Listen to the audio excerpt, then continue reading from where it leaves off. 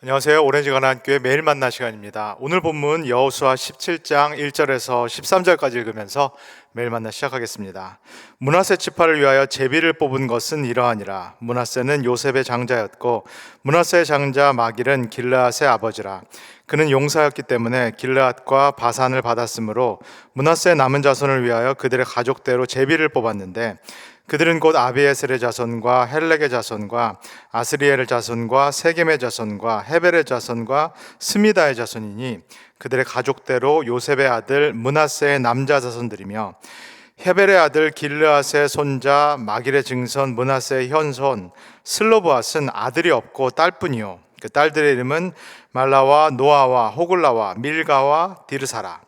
그들이 제사장 엘라살과 눈의 아들 여호수아와 지도자들 앞에 나와서 말하기를 여호와께서 모세에게 명령하사 우리 형제 중에서 우리에게 기업을 주라 하셨다 하매 여호와의 명령을 따라 그들에게 그들의 아버지 형제들 중에서 기업을 주므로 요단 동쪽 길르앗과 바산 외에 므낫세에게 10분깃이 돌아갔으니 므낫세의 여자 자손들이 그의 남자 자손 중에서 기업을 받은 까닭이었으며 길르앗 땅은 므낫세의 남은 자손들에게 속하였더라.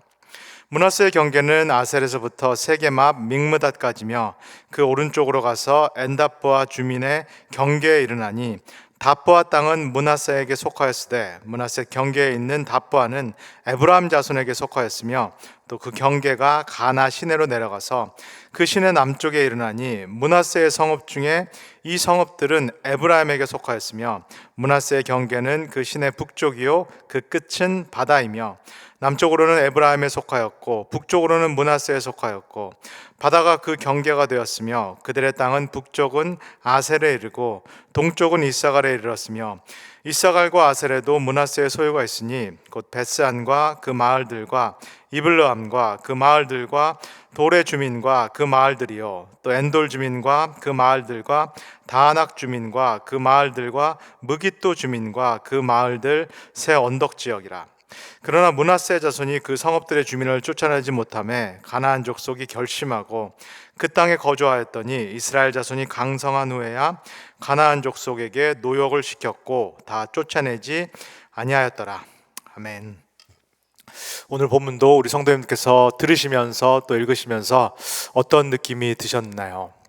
아마 이 여호수아 13장부터 지금 오늘 함께 읽은 이 17장까지 비슷한 내용이 거의 똑같은 내용이 반복된다라는 그런 느낌이 드셨으리라 싶습니다.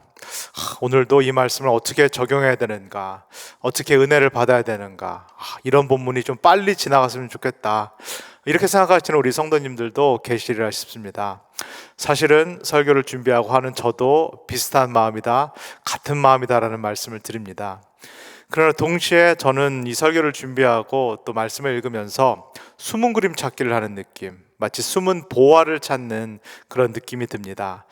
하나님께서 이 본문 말씀을 통하여서 이 여호수아 공동체에게 그리고 그들의 먼 후대 자손들에게 무슨 말씀을 하고 계신 것인가? 그리고 하나님께서 이 말씀을 통하여서 21세기 우리에게, 나에게 무슨 말씀을 하고 싶으신 것인가? 마치 숨은 보화 찾기, 보물 찾기 하는 그런 느낌입니다. 오늘도 그런 마음을 가지고 이 여호수아 17장을 함께 나눠보면 좋겠습니다. 1절과 2절을 제가 다시 한번 읽어보겠습니다. 므낫세 지파를 위하여 제비 뽑은 것은 이러하니라. 므낫세는 요삽의 장자였고 므낫세의 장자 마길은 길르앗의 아버지라. 그는 용사였기 때문에 길르앗과 바산을 받았으므로 므낫세의 남은 자손을 위하여 그들의 가족대로 제비를 뽑았는데 그들은 곧 아비에셀의 자손과 헬렉의 자손과 아스리엘의 자손과 세겜의 자손과 헤벨의 자손과 스미다의 자손이니 그들의 가족대로 요셉의 아들 므낫세의 남자 자손들이며. 우리가 하나님의 말씀인 성경을 읽을 때, 그리고 특별히 여호수아 같은 이 말씀을 읽을 때 나에게 무슨 은혜를 하나님께서 주시고자 하는가, 그 적용에 먼저 주의를 기울이기보다는 이 말씀이 원래 역사적인 상황에서 그 당시 그 사람들에게 무슨 의미였는가, 그 역사적인 뜻이 무엇인가를 먼저 집중을 해보시면 좋겠습니다. 그 역사적인 의미를 집중하시면서 이스라엘과 관계 맺고 계신 이 하나님은 누구신가, 그리고 하나님과 지금 관계를 맺고 있는 이 이스라엘 백성은 정확히 어떤 사람들인가, 그것을 집중해서 한번 보시면 좋겠습니다. 그렇다면 여호수아 전체에서 그리고 오늘 함께 읽은 이 17장에서 두드러지게 드러나는 이 이스라엘과 관계 맺고 계신 이 하나님은 어떤 분이신가요? 여호수아 전체를 통해서 드러난 것처럼 하나님께서는 이 이스라엘 공동체 위에 계시고 이 이스라엘 공동체에게 주권을 행사하신 하나님입니다. 이 가나안 땅을 주시겠다라고 약속하셨던 분도 하나님이시고, 이 요단강을 건너게 하신 분, 여리고성, 아이성, 그리고 모든 것들을 점령하게 하신, 주도권을 갖고 계신 이 분이 바로 이 이스라엘의 하나님이십니다. 그리고 땅을 다 차지하게 만드신 이후에도 이 땅 분배를 이스라엘에게 맡기시지 않습니다. 이스라엘이 자신들 마음대로 땅을 분배하도록 내버려 두지 않으시고, 이 제사장 엘르아사를 통하여서, 제비 뽑기를 통하여서 하나님의 뜻을 보여주십니다. 이 이스라엘과 관계 맺고 계신 하나님은 철저하게 이 공동체의 주인 되신 하나님이다라는 것, 이것을 여호수아 그리고 17장의 말씀이 보여줍니다. 그렇다면 동시에 이런 하나님과 관계 맺고 있는 이스라엘 백성, 이 일원들은 어떤 사람들인가요? 이스라엘 백성은 자신들의 주권, 자신의 주도권을 이미 하나님께 넘겨준 그런 사람들입니다. 이렇게 자신들의 주권을 하나님께 넘겨준 사람들을 가리켜서 성경은 언약 공동체 그리고 언약 백성이다라고 이야기를 합니다. 성경에 나오는 언약이라는 것은 우리가 오늘날 생각하는 계약과는 완전히 다른 성격의 것입니다. 오늘날 우리가 생각하는 계약이라는 것은 이 동등한 상호 간의 조건을 따져보고 이익을 따져보고 맺는 그런 평등 조약에 가깝습니다. 그런데 성경에 나오는 언약이라는 것은 이 두 상호 당사자가 맺는 평등 조약이 아니라 하나님과 그리고 이스라엘 공동체가 맺는 사실상 불평등 조약입니다. 하나님께서 주인 되시고 이스라엘은 그 밑에 신하가 됩니다. 이분께서 주님이시고 이스라엘 공동체는 종이 되는 그런 관계. 이스라엘 공동체는 자신의 주도권들을 전적으로 하나님께 이미 바친 그런 공동체, 그런 계약이 바로 이스라엘이 하나님과 맺고 있는 언약입니다. 이 언약 관계에 따라서 주인 되신 하나님께서는 이스라엘 공동체를 다스리고 보호하시고 또 그들의 필요를 채우실 그런 의무가 있으십니다. 그리고 이 언약에 따라서 이스라엘 공동체는 자신들 위에 계신 하나님께 순종해야 될, 복종해야 될, 이분이 주도권을 갖고 인도하실 때 따라가야 될 그 의무와 책임이 있습니다. 오늘 함께 읽은 것처럼 므낫세 지파에게 땅이 분배되는데 그들 보기에는 이 땅이 좋을 수도 있고 또 그들의 눈에 보기에 이 땅이 험지일 수도 있겠습니다. 근데 이것이 제비 뽑기를 통하여서 하나님의 뜻에 따라서 이렇게 정해졌다라면은 이 언약 관계에서 이스라엘 백성들이 할 수 있는 것은 무엇인가요? 딱 두 가지입니다. 순종을 할 것이냐 아니면은 불순종을 할 것인가. 이 관계에서 1절, 2절에서 또 한 가지 숨은 그림이 있었는데, 숨은 보화 같은 것이 있었는데 우리 성도님들 보셨는지요? 므낫세 지파에서 땅이 분배가 됐고 분배된 땅들이 이 지파에 속한 각각의 가족들에게 또 분배가 됩니다. 마찬가지입니다. 어떤 가족은 자기가 보기에 좋은 땅을 분배를 받았을 테고 어떤 가족은 자신들이 생각하기에 또 좋지 않은 땅, 험지를 받았을 것입니다. 그렇다면 이 가족들에게도 어떤 선택지가 있나요? 순종하고 그 땅을 받을 것인가 아니면 불순종할 것인가? 마찬가지로 두 가지 선택지가 있습니다. 그리고 잘 들으시면서 아마 보셨을 텐데 이 땅들, 기업들이 이 가족의 누구의 이름으로, 누구에게 주어지나요? 다 남성들의 이름에 주어집니다. 이 가족들의 가장이라고 할 수 있는 그 남성에게 이 땅의 이름이, 이 땅의 유업으로 주어집니다. 이 상황에서 한 가지 돌발 변수, 돌발 상황이 발생을 하게 됩니다. 3절을 한번 읽겠습니다. 헤벨의 아들 길르앗의 손자 마길의 증손 므낫세의 현손 슬로브앗은 아들이 없고 딸뿐이요 그 딸들의 이름은 말라와 호글라와 밀가와 그리고 디르사라. 이 므낫세 족속의 슬로브앗 가족, 이 슬로브앗이라는 가장에게는 아들이 없습니다. 딸들만 지금 5명이 있는 그런 상황입니다. 이 땅을 유업으로 물려받을, 기업으로 물려받을 사람은 이 고대 근동 사회에서, 그리고 이스라엘 사회에서 남자입니다. 아들입니다. 근데 이 슬로바 같은 경우에 아들이 없이 딸들이 있을 경우에는 어떤 선택지들이 있나요? 첫 번째, 슬로바시 자신의 남자 형제들에게 땅을 유업으로, 기업으로 넘겨주는 것입니다. 근데 첫 번째를 선택하면은 어떤 문제가 생기나요? 땅들이 이 삼촌들에게 돌아가기 때문에 이 슬로바스의 5딸들, 조카뻘 되는 이 5딸들에게는 땅이 없습니다. 땅이 있어야만 생계가 유지가 되고 생존이 가능한데 이 슬로바 5딸들에게 땅이 주어지지 않게 됩니다. 그렇다면 두 번째 선택지가 있습니다. 이 땅을 이 슬로바 5딸들에게, 아들들이 아니지만 5딸들에게 유업으로, 기업으로 물려주는 것입니다. 근데 이 선택에도 또 문제가 발생할 수 있는 가능성이 있습니다. 만약에 이 슬로바스의 5딸들이 결혼을 하게 된다면, 특별히 다른 지파 남성들과 결혼을 하게 된다면 이 땅들은 누구 소유가 되나요? 고대 근동 사회에서 이 땅들은 또 이 남성들, 남편 지파의 소유가 됩니다. 그러면은 하나님께 물려받은 이 므낫세 지파의 땅의 이 사이즈가 줄어들게 됩니다. 1번을 선택해도 문제가 생길 수밖에 없고, 그리고 2번을 선택해도 문제가 생길 수밖에 없는 참 난처한 상황입니다. 이 상황에서 근데 슬로보앗의 이 5딸들이 딱 앞으로 나옵니다. 그리고 이렇게 말합니다. 4절에서 6절까지 읽겠습니다. 그들이 제사장 엘르아살과 눈의 아들 여호수아와 지도자들 앞에 나와서 말하기를, 여호와께서 모세에게 명령하사 우리 형제 중에서 우리에게 기업을 주라 하셨다 하며, 여호와의 명령을 따라 그들에게 그들의 아버지 형제들 중에서 기업을 주므로 요단 동쪽 길르앗과 바산 외에 므낫세에게 10분깃이 돌아갔으니 므낫세의 여자 자손들이 그의 남자 자손들 중에서 기업을 받은 까닭이었더라. 길르앗 땅은 므낫세의 남은 자손들에게 속하였더라. 이 난처한 문제가 어떻게 해결되나요? 이 슬로보앗의 5딸들, 5 여성들이 이스라엘 공동체 앞에 딱 나옵니다. 완전히 남성 중심적인 이 고대 근동 사회에서 남성 지도자인 여호수아 앞에, 그리고 남성 지도자들로만 구성되었던 이 12지파 지도자들 앞에 이 슬로바스의 5딸들, 5 여인들이 딱 등장합니다. 그리고 이렇게 말합니다. 예전에 하나님께서 모세를 통하여서 반드시 우리에게 땅이 주을 것이다.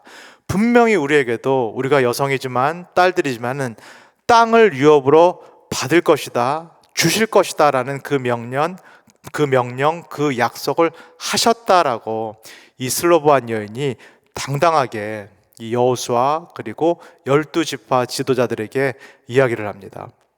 지금 사람들은 1번 선택이 옳으냐, 2번 선택이 옳으냐, 어떤 선택을 해야지 우리에게 유익하냐, 이 생각을 하고 있는데, 이 슬로보앗의 5 여인들은 이들 앞으로 딱 나와서 하나님의 약속이 먼저 있었다, 하나님의 말씀이 먼저 있었고 하나님의 명령이 먼저 있었다라는 것을 이들에게 각인시켜 줍니다.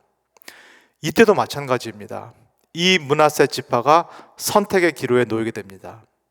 하나님의 말씀에 순종할 것인가, 아니면 하나님의 말씀에 불순종할 것인가. 이 므낫세 지파는 슬로보안 여인들의 말을 듣고 하나님의 명령 그리고 하나님의 뜻을 지키는 것으로 순종을 하게 됩니다. 그래서 그들에게 있을 수밖에 없는 그런 불이익, 어려움을 감수하고서라도 이 슬로바 5딸들에게 그들의 유업, 그들의 기업을 주는 그 하나님의 뜻에 따른 그 선택을 이 므낫세 지파가 하게 된 것입니다. 언약 관계에서는 하나님과 이스라엘 사이, 그리고 하나님과 우리 사이에는 이와 같은 언약 관계가 맺어져 있기 때문에 이스라엘 편에서 그리고 우리 편에서는 사실은 선택지가 딱 2개밖에 없습니다. 순종 아니면은 불순종입니다. 그리고 여기에서 3번째 선택지가 또 이스라엘 백성에게 주어집니다. 마지막으로 12절에서 13절을 읽겠습니다. 그러나 므낫세 자손이 그 성읍들의 주민을 쫓아내지 못하며 가나안 족속이 결심하고 그 땅에 거주하였더니 이스라엘 자손이 강성한 후에야 가나안 족속에게 노역을 시켰고 다 쫓아내지 아니하였더라. 나중에 기회가 되시면은 우리 성도님들이 이 12지파의 땅 분배 그 지도를 한번 자세히 보시면 좋겠습니다. 므낫세 지파가 인구가 많았기 때문에 많은 땅을 분배를 받았습니다. 요단 동편도 있고 서편도 있고 북쪽도 있고 므낫세 지파가 상당히 많은 땅을 분배를 받았습니다. 많은 땅을 가지고 있었기 때문에 정복해야 될 전쟁이 많았고 몰아내야 될 그 가나안 민족들이 많았습니다. 그런데 어느 순간 어떤 이유에서건 간에 이 므낫세 지파가 이 가나안 지파, 가나안 사람들을 몰아내는 것을 멈춘 것으로 보입니다. 이 므낫세 지파가 어느 순간에 타협을 한 것으로 보여지고 어느 순간에 안주한 것으로 보여집니다. 그래서 더 이상 하나님의 뜻에 따라서 하나님 분명히 가나안 백성들을 다 몰아내라고 말씀하셨는데 타협하고 안주하면서 어떤 현실적인, 지극히 현실적인 그런 선택을 하게 됩니다. 이 사람들을 몰아내는 것이 힘드니까 이 사람들과 함께 거주하기로 결정을 합니다. 그리고 사실은 하나님의 뜻과 무관하게 이 가나안 사람들을 자신들의 노예로 삼는, 그래서 노역을 시키는 그 결정을 이 므낫세 지파가 하게 됩니다. 하나님의 뜻과 또 하나님의 명령과는 무관한 이런 선택, 지극히 현실적인 그런 선택, 사실은 하나님의 명령과는 정반대가 되는 이 선택, 이 선택을 한 므낫세 지파가 그러면 앞으로 겪게 될 그 결과는 무엇인가요? 크게 두 가지 위험성이 있습니다. 첫 번째로 하나님의 뜻과 상관없이 가나안 사람들을 몰아내지 않고 남겨두었고 이 사람들을 노예로 삼았기 때문에 이 이스라엘 백성들이 이 노예들, 가나안 민족들을 압제하고 착취할 수 있는 그런 가능성이 있습니다. 노예를 압제하고 착취하는 것이 무슨 문제냐라고 생각할 수도 있겠는데 이스라엘 백성들에게는 이게 큰 문제가 됩니다. 왜 그럴까요? 이스라엘 백성들이 사실은 이집트에서 무슨 생활을 했나요? 이들이 노예들이었습니다. 이들이 압제받았고 착취당했고 고통당했던 노예들이었고 이들을 구원해내신 것이 하나님이십니다. 그리고 이들을 가나안 땅에 들여보내서 너희들은 이 땅에서 그렇게 하지 말아라, 너희들은 이 땅에서 다른 사람들을 압제하고 착취하고 괴롭히지 말아라라고 분명히 십계명을 통하여서 두 번째 돌파를 통하여서 말씀을 해주셨습니다. 그런데 이스라엘 백성들이 어느 순간 안주하고 타협하면서 가나안 백성들을 자신들의 노예로 삼게 된다라면은 이 이스라엘 백성이 똑같은 일들을, 그들이 당했던 똑같은 일을 자신의 아랫사람들에게 시킬 그 가능성이 남아있는 그런 상황입니다. 두 번째로 이게 더 위험한데 이스라엘 백성들이 이 가나안 족속과 이제는 이 땅에서 함께 살아가야 될 경우, 이 가나안 족속이 노예들이지만은 그러나 이들과 함께 살아가게 될 경우 어떤 문제가 발생할 가능성이 높나요? 우리가 여호수아를 통해서 쭉 보는 것처럼 하나님께서 이 가나안 민족을 몰아내라고 말씀하시는 것은 이 가나안 민족들에 대한 심판의 성격이 강합니다.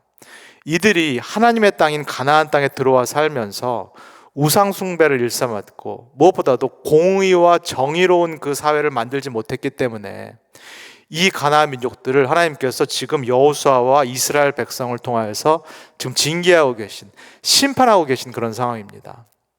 근데 이 이스라엘 공동체가 이 하나님의 명령을 따르지 않고 가나안 족속들과 어울려 산다. 그러면 무슨 일이 발생할 가능성이 높나요? 이스라엘 백성이 가나안 백성들에게 영향을 미치고 이들을 변화시킬 확률이 높을까요? 아니면 반대로 남아있는 이 가나안 족속들, 이들이 노예들이지만 이들이 이스라엘 백성들을 변화시키고 이들에게 영향을 미칠 확률이 높아질까요? 이쪽입니다. 가나안 민족들이 이 이스라엘 백성에게 영향을 미치고 이들을 변화시킬 가능성이 훨씬 높습니다. 왜 그런가요? 사실은 본질상 가나안 족속도 그렇고 이스라엘 백성들도 그렇고 여전히 죄인들이고 여전히 그들 안에 죄성이 남아있기 때문입니다.